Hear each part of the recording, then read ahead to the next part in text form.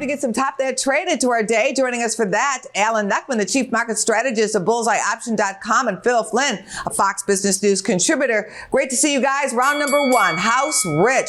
Mortgage rates are now crossing 4% for the 30-year fixed, but will it cool down the hot housing market? Wow, I don't know what can slow the housing market down. Up 20% year over year as far as house value. So everybody should be happy about that.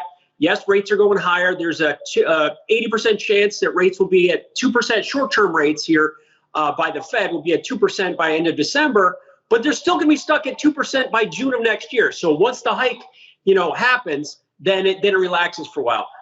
Unfortunately, rates rising for mortgages. Half of the mortgages right now are bought by investors, and half are 25% by investors, 25% by first-time buyers. And it'll raise the average payment about $150 to go from 3% to 4%, and then another $150 to 5%. So I don't know how much cooling that's going to do.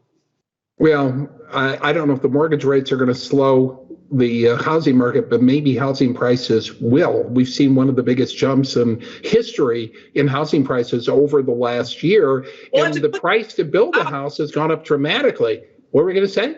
I say it's a good thing if you have a house. Well, it is a good thing you have a house. I think it's good for the economy. The problem is that sometimes high prices cure high prices. Did you take a look at the mortgage applications? We had one of the biggest drops in mortgage applications we've had in over a year. So that shows that there is a little bit of resistance to the spike in housing. I agree that the housing market is strong as it's been, but if you look at the cost of commodities, the shortages of lumber, the shortages of aluminum, the shortages of copper, all these things can cause prices to go to a level where it will cool off the market. Round number two, cow cash, waste not, want not. Cow waste, we're talking manure, is now a cash crop. What commodity is hottest and the nottest? I think this is awesome because, you know what, we talked about this years ago where you could use waste to produce energy. And I think now, because there's been a big knock against cows, and I like cows. Cows are good for America, but they were getting a lot of bad press because of their flatulence would add to greenhouse gas emissions. But now they could become carbon neutral cows, right? Are you talking about that? Because now they can produce, they might emit greenhouse gas emissions, but then of course, if they produce energy, that green energy, that levels that out a little bit. That means you can still get your steaks, people will get off the cow's back, but at the end of the day, I think cows are doing very well. I think cows, the cattle market's been very strong. Hogs have been even stronger, but I think cattle's going to catch up. So look to buy cattle. You are the perfect spokesperson for cows. I agree.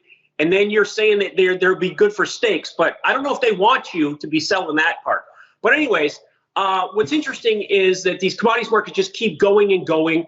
$100 crude seems like it's going to happen for sure. But there's a lot of other commodities in play. We've got wheat. You mentioned some of the others. Palladium have been affected by what's happening globally. But if you look at the CRB, which is the index of commodities, from 2000 to 2008, it rallied from 100 to 450. And right now we're at 275. It just crossed the halfway point. So there's still a lot more upside.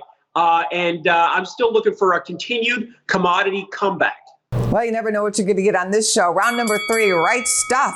Quality counts in 10 stocks picked out by MarketWatch. Think Buffett-style stocks. What's your favorite play?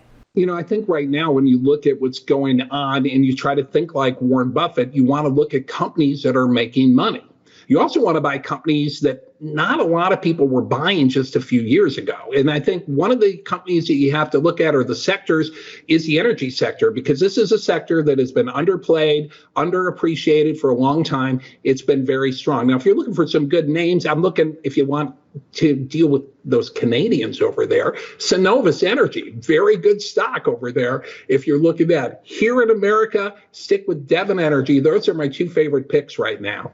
All right, so I was looking at the quality stocks. They have quality shareholders. That's where this list came from. And it really comes from patience. These are stocks that you're looking to have consistency. They've got a brand, a CEO that spends money reinvesting it in the company. And so there are a lot of positives if you have the patience. Most people don't have the patience. So if you looked at two on the list, Costco and United Healthcare, have both rallied really weirdly from 50 to 500. Let's get to that bonus round for today. I am so eager to get to spring. So we're going to do an early spring ticker time.